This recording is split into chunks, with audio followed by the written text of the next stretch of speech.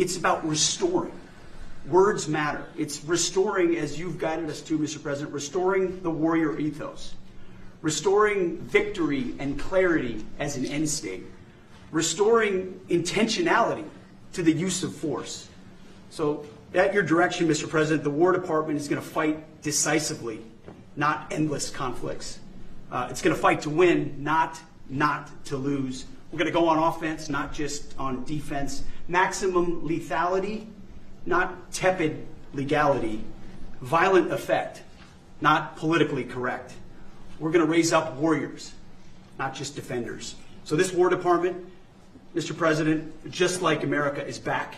Thank you for your leadership and your clarity. We're going to set the tone for this country. America first, peace through strength, brought to you by the War Department. We're back. All right, thank you very much. Very well stated, and really it has to do with winning.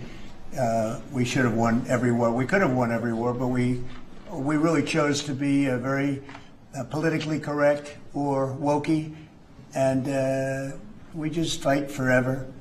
And then we'd, win. We wouldn't lose, really. We just fight to sort of tie. We never wanted to win. Wars that every one of them we would have won easily with just a couple of little changes or a couple of little edicts. I was told that ISIS would take 5 years to win. And Dan Kane, when I told him how long would it take, he said, I think about 4 weeks, sir. I said, what do you mean 4 weeks? I was told 5 years by the people in Washington. You know who they were. 5 years. I said, you can't do it in 4 weeks. I actually flew to Iraq to meet with him, and I met him at a big air base. And remember that famous day, right? It turned out to be a famous day for our country because you're now the head of the Joint Chiefs of Staff, which is the biggest deal.